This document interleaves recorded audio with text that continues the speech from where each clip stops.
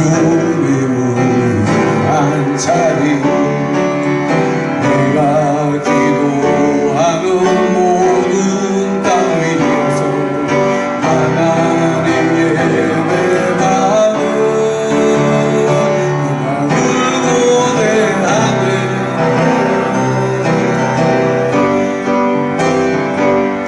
나의 노래로 주님의 성전을 지으니 높임을 받으소서. 이스라엘 찬송 거하신 주님을 거룩하십니다. 두 손 들어 주님의 보좌를 만고 맘 다해 경배하리. 구름 날개 사이 임하신 것처럼 내 위에 임하소서. 하나님, 우리가 이곳에 섰으니 이 땅을 치유하소서. 하나님, 우리가 어디에 있는지 주를 높이리라. 만들어 주님을 손주갈지어다. 그 발 아래 입 맞추라. 영원한 통치자 주 예수 그리스도, 그는 위대하신 왕, 하신 왕.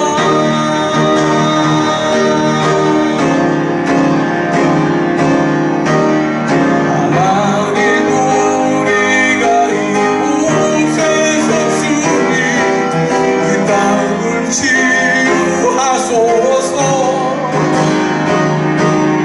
하나님, 우리가 어디에 있는지 주를 높이리라. 만들어 주님을 손주갈지어다. 그 발 아래 입 맞추라.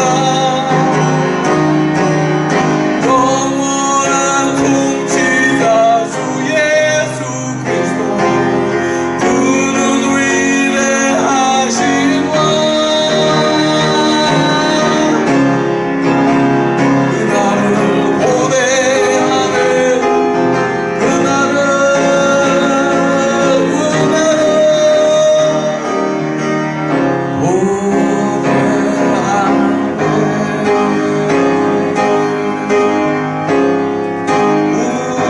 우리의 심령 주의 오시니 당신의 영상 만드소서. 주 인도 따라 살아갈 동안 사랑과 주소 흘러지오리라. 영주 나를 살리려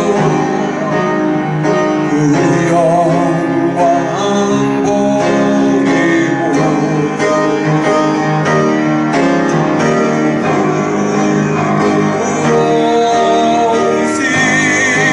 십자가 날 위해 지셨네. 날 위해 지셨네. 빛나고 높은 보좌와 그 위에 앉으신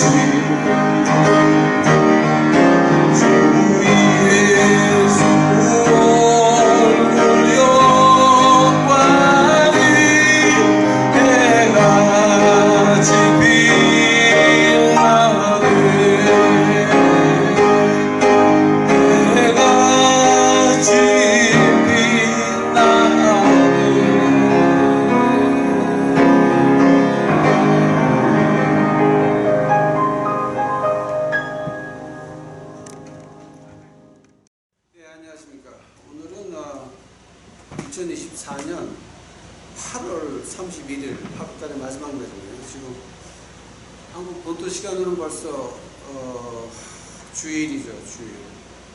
지금 여기는 지금 텍사스에서는 지금 오후 5시 30분을 진행하고 있습니다. 한국 시간으로 말하면 17시 30분이라고 합니다. 오늘은 이제 저희가 그 주일마다 하는 거 걱정되신 미국의 1930년도에 대공황이 이르렀을 때에 그 해리슨 박사님이 이제 이거를 책을 내셨는데 1930년도 제가 지금 5판을 가지고 있습니다. 오늘 네 번째 시간입니다. 베드로전서 한번 가보시겠습니다. 베드로전서 5장입니다. 5장 7절입니다. 너의 염려를 다 주께 맡겨버리라. 이는 저가 너희를 본고하심이니라. 한 번 더 봅니다. 너의 염려를 다 주께 맡기라. 주께 버리라. 너의 염려를 다 주께 맡겨버리라. 이는 저가 너희를 본고하심이니라. 이거 원어로 헬라어는 어떻게 되나요?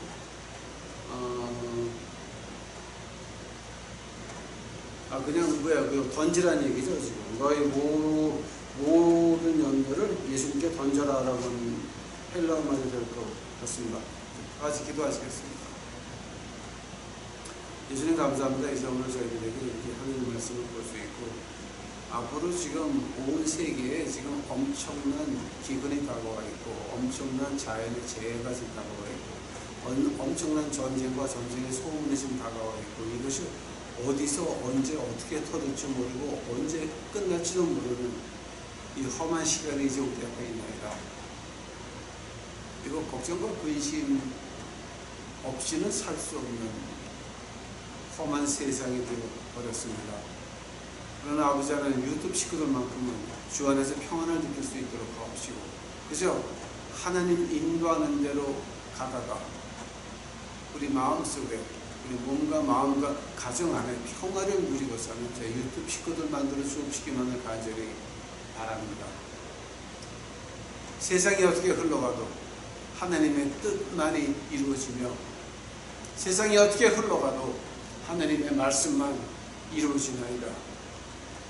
우리 유튜브 식구들 아버지 하나님, 특별히 기억하시고 특별히 그들을 안고 업고 이 험한 세상 지나가 주옵시기만을 간절히 바랍니다. 오늘 알게 하옵소서, 깨닫게 하옵소서. 주여 오시옵소서. 이 모든 말씀 우리 주 예수 그리스도의 이름 받들어 주 앞에 간절히 기도하였사옵나이다. 자, 이제 지금 아마 오늘 제가 하는 게 여러분에게 어떤 도움이 될지는 모르겠지만, 제가 지금 보는 게 하나 있습니다. 이틀 전에 그 미국 대통령에 출마한 사람들이 나와서 한 말 중에서 양쪽 다 한 말 중에서 이제 좀 가장 특이한 말이 있다라고 하면은 조금 높은 차원에서 본다면, 무기 같은 거 말고 높은 차원에서 본다면은 그 대통령 나오신 분들 캠프에서 이런 말이 나왔습니다. 미국이 비트코인을 이끌어 나갈 거다. 그래서 비트코인을 그러니까 미국 정부 달러로 백업하겠다. 즉, 그 비트코인 일부를 가지고 미국 오면 일부로 바꿔준다는 거죠. 그러면 온 세계에서 그 달러 베이스 그 비트코인을 당할 사람들이 없죠. 그냥 게임이 그냥 끝나는 거예요, 이제. 자, 이제 그 발표를 했습니다. 즉, 적그리스도가 들어오기 딱 좋은 환경을 만들어주고 있는데, 자, 그렇게 해서 세계 통화를 하나로 합치려고 한다면요, 그럼 어떻게 됩니까? 세계의 전쟁과 전쟁의 소문, 기근, 흉년, 이거 다 와야 됩니다. 지금 홍수, 이상재변 같은 다 와야 돼요. 그러니까 우리가 이 안에서 한국만이 특히 교회 나가는 사람들만 편안하게 산다라고 하는 건 말이 안 되는 겁니다. 그러나 하나님이 보호하시는 자만은 하나님께서 지켜 보호하신다라고 하는 거. 아마 이거는 여러분이 좀 생각을 하셔야 되는 문제 같습니다. 지금까지 교회 생활하시면서 하나님이 해결하시다, 하나님이 다 하셨다, 이거 이제 옛날 얘기입니다.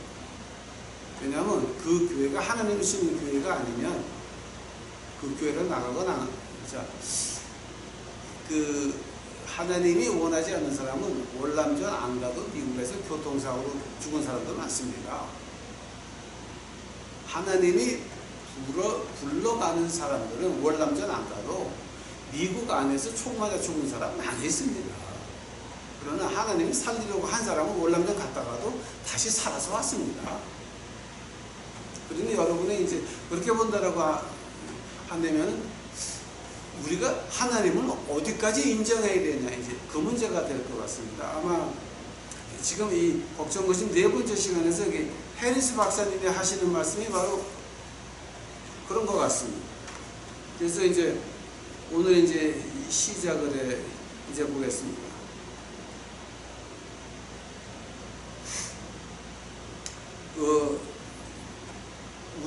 우리가 걱정 없이 산다는 것이 과연 가능합니까?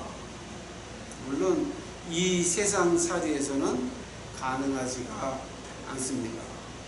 그러나 오늘 본문 말씀 보니까 이 걱정 근심을 버려라라고 하는 거는, 그러니까 맞아, 던져서 십자가 앞에 그냥 던져놔라라고 하는 거는 우리의 특권이자 우리의 의무입니다. 그러니까 그렇게 보셔야 됩니다. 자, 이 인생은 항상 변할 수밖에 없습니다. 이 인생이라고 하는 것은 내 뜻대로 안 되는 것이 인생입니다.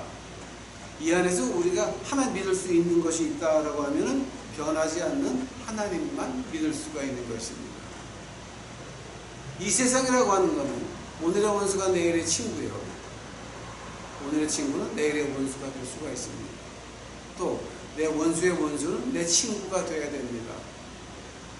그러니까 이런 세상에서 이렇게 변하는데 여기서 변하지 않는 건 하나님의 말씀 외에는 없다라고 하는 거예요. 그러면 지금 자, 그리하면 하나님 말씀을 그럼 어떻게 믿어야 됩니까? 고린도전서 2장 11절 가보시기 바랍니다. 사람의 사정을 사람의 속에 있는 영외에는 누가 알리요? 이와 같이 하나님의 사정도 하나님의 영외에는 아무도 알지 못하느니라. 즉 성령 하나님만이 하나님의 마음을 알 수가 있다라고 하는 거죠. 근데 성령 하나님이 아는 것이 두 가지가 더 있습니다. 이제 여기서는 고린도전서 2장 11절에서는 성령 하나님이 하나님의 마음을 안다라고 했으면 그 두 가지가 또 따라오는 것이 있습니다. 한번 들어보시기 바랍니다. 이거는 보수 신학자들이 늘 하는 말입니다. 그러니까 제가 하는 말 아닙니다. 특히 그 1800년도에 그 영국에 계셨던 그 보수 목사님들이 맨날 하던 말이었습니다. 성령 하나님은 하나님의 마음을 아시지만 두 가지를 또 아는 것이 뭐냐면 우리 죄의 결과를 알고 있다라고 하는 겁니다.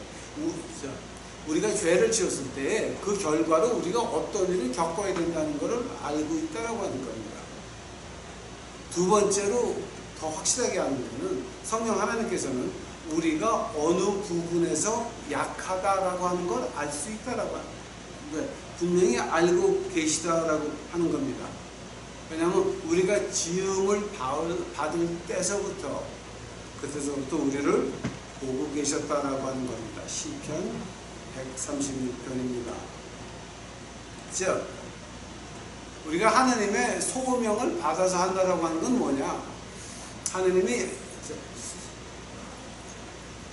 하나님의 영이 우리의 강한 부분을 알고 그쪽으로 우리를 사용한다라고 하는 거죠.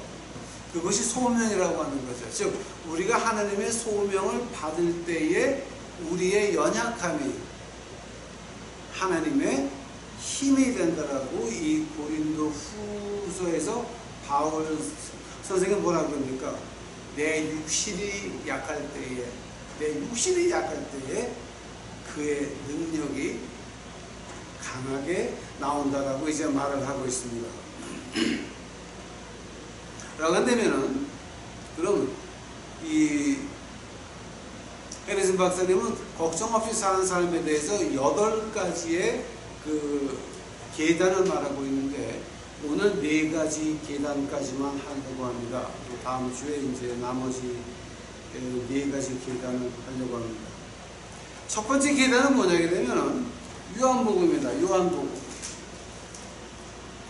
요한복음 20장입니다. 아마 여러분 이거 요한복음을 읽으시면서 아마 자세히 안 보신 부분 중에 하나일 겁니다. 요한복음 20장 19절입니다. 요한복음 20장 가시게 되면은 아마 여러분 이거는 요한복음 20장을 많이 읽으셨겠지만 이렇게는 자세히 안 보셨을 겁니다. 요한복음 20장 19절 가니까 이날 곧 안식고 첫날 저녁 때에 제자들이 유대인들을 두려워하여 모이는 곳에 문들을 닫았더니 예수께서 오사 서서 가라사대 너희에게 평강이 있을지어다. 21절입니다. 또 예수께서 가라사대 너희에게 평강이 있을지어다. 그 다음에 26절입니다. 여드레를 지나서 제자들이 다시 집안에 있을 때 도마도 함께 있고 문이 닫혔는데 예수께서 오사 가운데 서서 가라사대 너희에게 평강이 있을지어다. 한 장에서 평강이 있을지어다 3번이 나옵니다. 평강이라 하면 요한복음 20장에서 3번씩이나 나오는 이 평강이라는 말이 이 2가지 뜻이 있습니다. 처음 거는 평강이라고 하는 것은 하나님과 나 사이의 평화를 말하는 거니까 우리 죄 문제가 부활로 인하여 해결됐다라고 하는 겁니다. 우리 주님이 부활하심으로 인해서 우리 죄는 하느님 앞에서 사라졌고 용서받았고 우리가 하느님 앞에서 서서 아버지라고 부를 수 있는 권리가 그 안에서 이제 태어났다라고 하는 겁니다. 두 번째는 뭐냐게 되면은 그 죄 사함으로 받아서 우리가 이 죄된 몸을 가지고 하나님 앞에 설 수 있다라고 하는 겁니다. 즉 이게 누구 평강입니까? 부활에서 온 십자가 피에서 온 우리 평강을 말하고 있는 것입니다. 우리 생활에서 여러분 부활의 능력을 얼마나 느끼십니까? 내가 걱정 근심에 한참 고민하고 있을 때에 우리 부활의 주님을 찾아본 적이 있으십니까?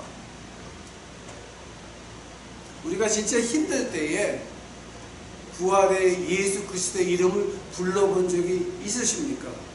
그 부활하심으로 인해 우리가 하느님 앞에 올바로 서게 됐는데 거기에 대해서 감사해 보신 적이 있습니까?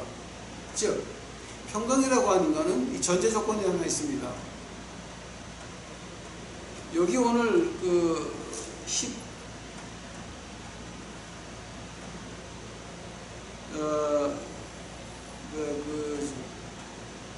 요한복음 20장 19절에서 보신 것 같이 유대인들을 두려워했다라고 하는 말이 있습니다. 어떤 말이냐 하면 그 당시 주님을 믿는 사람들은 유대인들 치유의 법권 밖에 있었습니다. 즉 누가 지나가다가 한 대 치고 지나가도 법에 하소연 할 수가 없었습니다. 누가 와서 집에서 뭐를 뺏어가도 법에 하소연할 수가 없었습니다. 즉 누가 와서 칼로 찌르고 죽이고 강도를 하고 별 짓을 다 해도 이건 법에 하소연할 데가 없었던 겁니다. 그래서 두려워했던 겁니다. 즉 하나님의 평강이라고 하는 것은 무엇이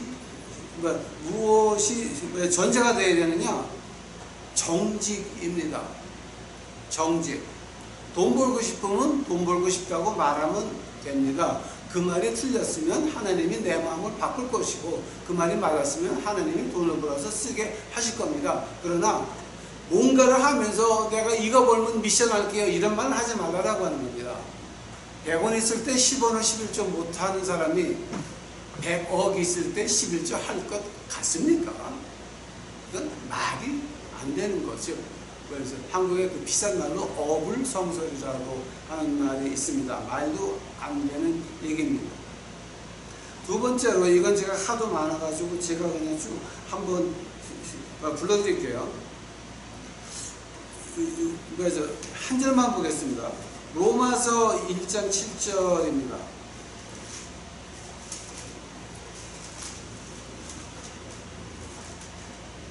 로마서 1장 7절 한번 가보시겠습니다. 아마 이것도 여러분이 잘 생각을 안 해보신 걸 거예요. 로마서 1장 7절입니다. 로마에 있어 하나님의 사랑하심은 있고 성도로 부르심을 입은 모든 자에게 하나님 우리 아버지의 주 예수 그리스도를 쫓아 은혜와 평강이 있기를 원하노라. 즉 은혜와 평강이 같이 나옵니다. 그것이 고린도전서 1장, 고린도후서 1장, 갈라디아서 1장, 에베소서 1장, 빌립보서 1장, 골로새서 1장, 데살로니가 전서, 데살로니가 후서, 디모데전서, 디모데 후서, 디도서, 그리고 빌레몬서까지 계속 나옵니다. 즉 은혜와 평강이 같이 나온다라고 하는 겁니다. 즉 은혜 없이는 우리가 평강을 가질 수 없다라고 하는 거죠. 요한복음 20장에서 평강이 있을지어다, 하느님의 평강, 즉 우리가 정직해야 된다라고 하는 건데, 두 번째 스텝은 뭐냐면, 그럼 우리가 그 정직한 마음으로 하느님의 은혜를 구해야 평화를 우리가 가질 수 있다라고 하는 겁니다. 해리슨 박사님이 보는 그 각도가 굉장히 엄청나죠. 그러니까 유명하고 또 은혜가 풍성한 하나님이 좋으셨죠. 즉 하나님의 은혜를 구하지 않고서는 하나님의 평화는 우리에게 임할 수 없다라고 하는 거죠. 하면은 노아는 어떻습니까? 노아는 하나님의 은혜를, 하나님을 찾았습니다. 그래서 하나님이 그를 만나준 것이 노아였습니다. 아브라함은 어떻습니까? 하나님이 만드신 도시를 찾고 있었습니다. 이 땅은 지나가는 겁니다. 즉 하늘나라를 보고 이 땅을 지나간 것이 아브라함이었습니다. 그것이 아브라함의 의의가 된 것입니다. 즉 평화를 유지할 수 있었다는 겁니다. 우리가 하나님을 찾지 않고서는, 하나님의 은혜를 찾지 않고서는, 즉 하나님의 임재하심에 들어가려고 노력하지 않고서는 우리에게는 평화는 있을 수가 없다라고 하는 겁니다. 세 번째는 뭐였습니까? 빌립보서 한번 가보시기 바랍니다. 빌립보서 세 번째 스텝입니다.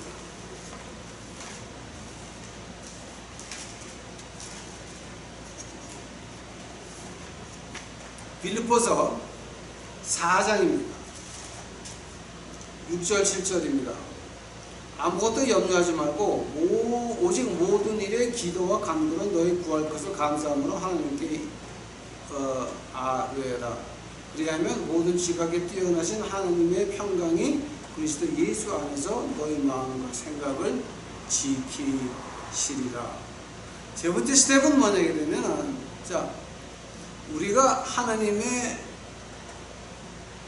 평화를 정직하게 구하면서, 두 번째는 우리가 하나님의 은혜를 구해야 평강이 같이 온다라고 하는 겁니다. 세 번째는 뭐냐게 되면은,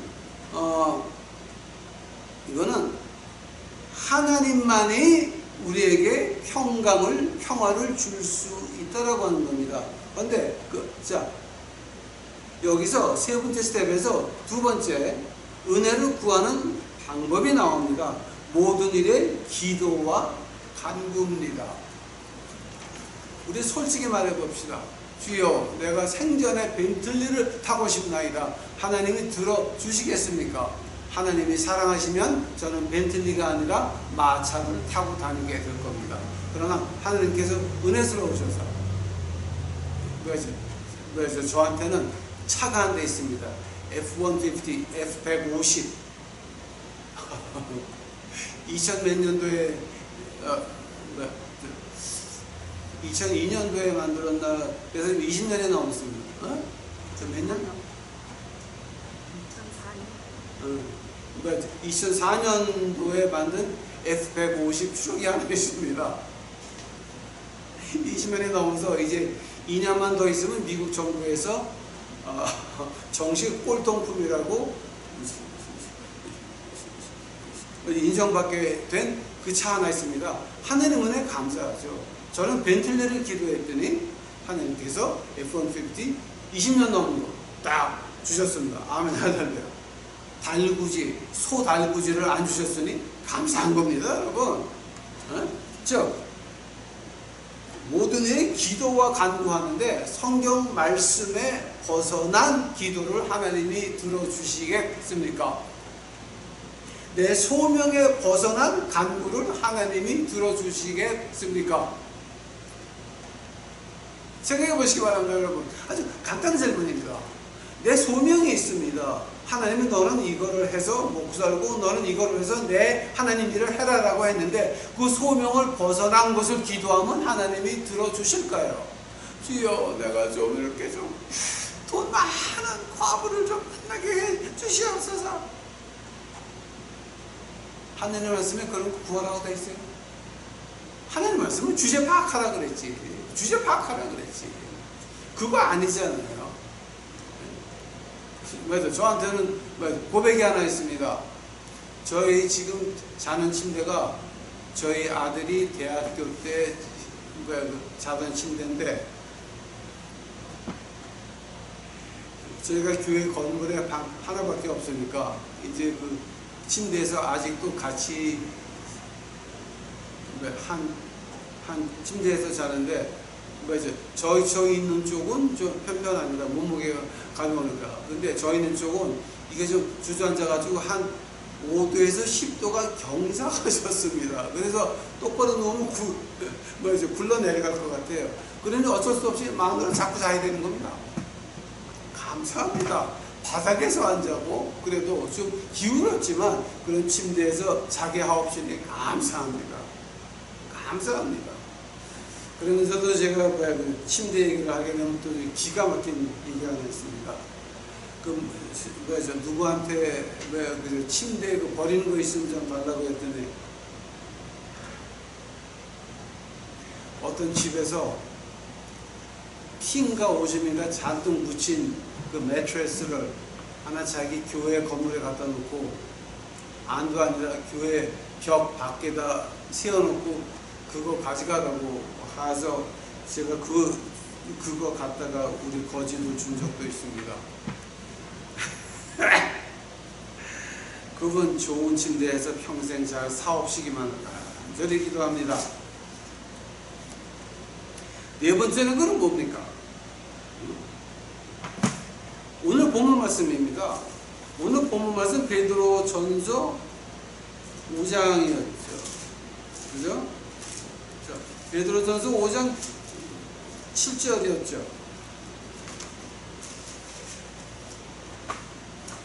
염려를 다 주께 맡기라라고 하는 겁니다. 올력해.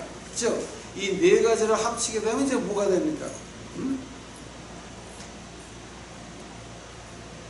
평화라고 하는 거는 요한복음 20장에 3번 나온 것 같이 평화라고 하는 것은 우리 죄 문제와 우리가 하느님 앞에 설 수 있는 그 두 가지 큰 문제를 해결했다라고 하는 겁니다. 그러나 그 평화는 두 번째입니다. 은혜를 통해서만 올 수 있다라고 하는 겁니다.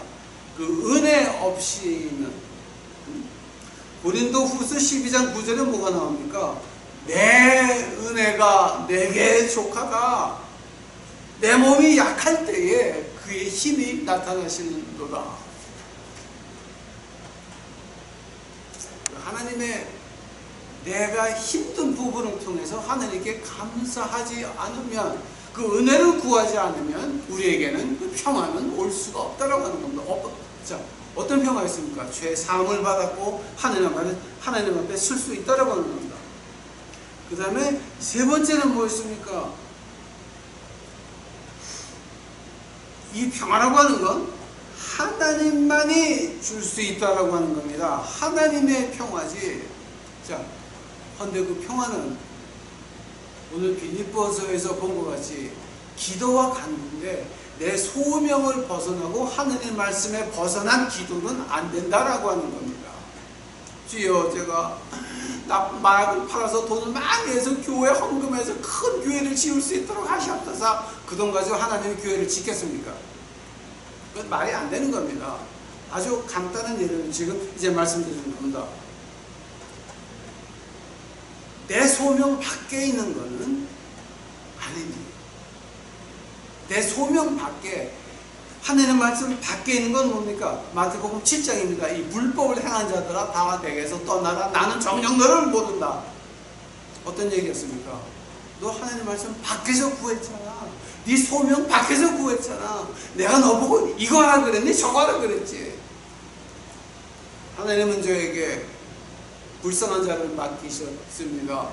하나님은 저에게 마음 아픈 자들, 몸이 아픈 자들, 병 걸린 자들, 절망한 자들, 실망한 자들, 저는 제 별명이 하나 있습니다. 우리 미국에 있는 노숙자들 사이에 저의 그 별명이 몇 가지가 있는데, 가장 많이 쓰이는 건 last chance입니다. 마지막 기회입니다. 저는 기회를 다 줍니다. 돌봐주고, 나를 배신할 때까지, 확실히 배신할 때까지 돌봐주고, 먹이고, 입히고, 배워주고, 재워주고 다 합니다. 다 합니다. 그러나 그들이 떠나가고 배신할 때까지, 그들이 배신만 하지 않는다면 끝까지 다 합니다. 끝까지 다 합니다. 하나님은 저에게 그거를 맡기셨지 교회를 안 맡기셨습니다. 이 교회라고 하는 거는요, 온전한 사람들을 놓고 교회 한다고 하는 게 얼마나 그게 힘든 일인지 아십니까? 온전한 것 같은데 다들 쫓기를 갔어. 근데 맛이 갔는데 몰라들 거기서 목사하려고 해봐요. 그게 사람 사는 겁니까? 그거 전 못합니다. 저는 못해요. 그거 한국 목회하시는 분들요, 교회 목회하시는 분들 저보다 다 훌륭하신 분들입니다. 왜냐하면 저는 그렇게 못해요. 나는 기분 나쁘면 기분 나쁘다라고 말해. 근데 한국 교회에서 그 말 한번 해봐요. 어떻게 되나? 난연하지. 이 모든 것들을 갖다가 한마디로 줄여서 말하는 게 베드로전서 5장 7절입니다. 던져라. 던져라. 정직해야 돼요. 우리 네 가지만 기억합시다. 요한복음 20장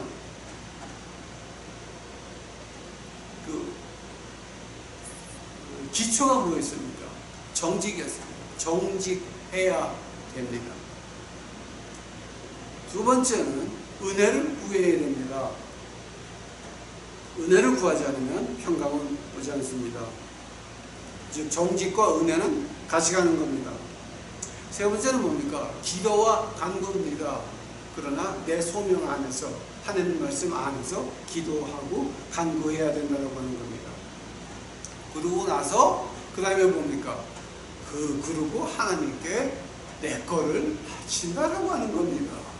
즉 네 걱정을 나한테 맡겨라라고 하는 말이 그런 뜻이 있는 겁니다. 정직해야 되고, 은혜를 구해야 되고, 그 다음에 내 소명과 하나님 말씀 안에서 구해야 된다라고 하는 겁니다. 기도해야 된다라고 하는 겁니다. 그러고 나서 그거를 바친다라고 하는 겁니다. 그때 하나님께서 이제 어떤 말씀하십니까? 저가 너희를 본고하신다. 이 말이 제가 지금 한국말에서 이해가 안 가는데 이거 갖다가 아마 헬라어로 번역하면 그런 뜻 같아요. 헬라어로 번역하면 이런 뜻입니다. 너희 염려를 다 주께 맡기라. 왜냐하면 그가 너희를 돌보시기를 원하신다라고 헬라어에서 직접 번역하면 그런 말입니다. 그가 너를 보호하시고 지켜주시기를 원하기 때문에 다 던지라라고 말하는 겁니다. 그게 베드로전서 5장 7절입니다. 한국말로 어떻게 됐습니까? 저희를 공부하신다고 그러는데 아마 이건 한문에서 하다 보니까 이렇게 된 것 같은데 헬라어로 보내면은 하나님께서 우리를 돌보시고 안고 업고 가시기를 원하신다라고 하는 말이 되는 겁니다. 즉 여러분 걱정하십니까? 근심하십니까? 정직하게 은혜를 구하시고 내 소명이 뭔지를 알고 하나님 말씀 안에서 내 소명 안에서 구하시기 바랍니다. 그러고 나서 하나님 앞에 던지는 겁니다. 왜냐하면 그는 우리를 돌보시기를 원하십니다. 보호하시기를 원하십니다. 뭔가를 우리에게 주시기를 원하십니다. 그러나 우리가 받지 않는 것은 우리입니다. 하나님이 아닙니다. 왜냐하면 우리가 하나님 앞에서 정직해 봤습니까? 하나님 앞에서 내 소명과 하나님 말씀 안에서 구해본 적이 있습니까? 하나님의 은혜로 구해본 적이 있습니까? 우리 유튜브 시켜놓을 하나님 말씀 안에서 정직하게 구하셔서 하나님의 평강이 여러분 가정에 항상 같이 하시기를 간절히 축원합니다. 기도하시겠습니다. 주여 감사합니다. 이제 저희들 하나님의 말씀을 공부했나이다. 깨닫게 하옵시고 알게 하옵시고 우리 생활에서 나올 수 있도록 하옵시고 그저 주 앞에서 정직할 수 있도록 하옵소서. 은혜를 구할 수 있도록 하옵소서. 하늘의 말씀 안에서 내 소명 안에서 주 앞에 간구할 수 있도록 하옵시고 그로 인하여 우리 모든 걱정과 간구 근심 염려 주 앞에 바치오니 주여 받아주시옵소서. 주께 감사하며 이 모든 말씀 우리 구주 예수 그리스도 이름 받들어 주 앞에 간절히 기도하사옵나이다.